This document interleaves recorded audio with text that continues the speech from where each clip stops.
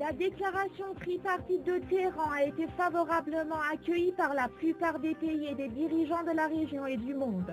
La République islamique d'Iran, la Turquie et le Brésil ont adopté lundi une proposition commune d'échange de combustible nucléaire iranien contre de l'uranium enrichi à 20% sur le territoire turc pour tenter de dénouer la crise née de la politique d'enrichissement d'uranium de Téhéran.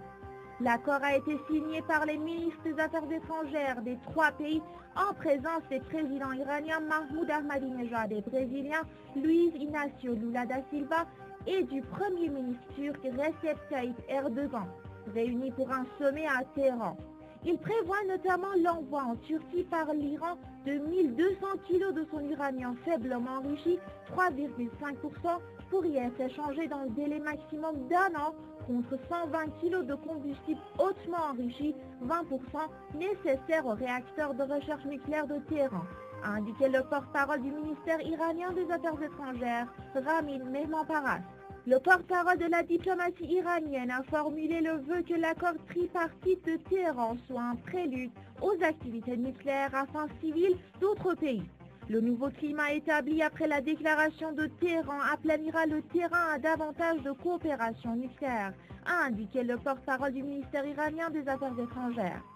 Si la République islamique d'Iran et les membres du groupe de Vienne, États-Unis, Russie, France, ailleurs, arrivent à signer dans un proche avenir un accord nucléaire, cela préludera à coup sûr à une nouvelle coopération nucléaire, a indiqué Mehmanparas.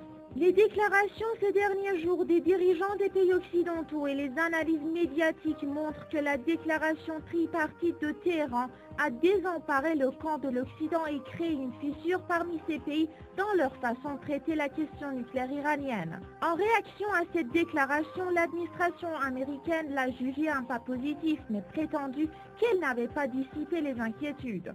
Dans un rapport, le quotidien américain Wall Street Journal a écrit que la déclaration de Téhéran était un échec pour l'administration Obama. Le président russe Dimitri Medvedev a salué l'accord de Téhéran, estimant qu'il était un moyen diplomatique censé régler la question de l'uranium iranien. Le ministre français des Affaires étrangères Bernard Kouchner s'est félicité pour sa part de la déclaration tripartite Iran-Brésil-Turquie sur l'échange de combustible.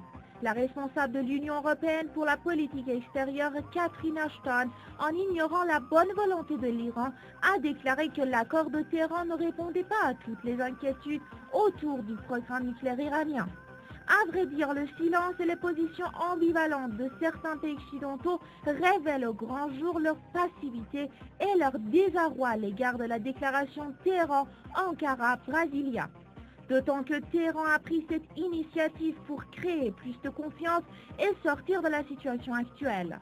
Or, il est temps que les parties occidentales franchissent un pas positif dans ce processus pour prouver leur bonne volonté.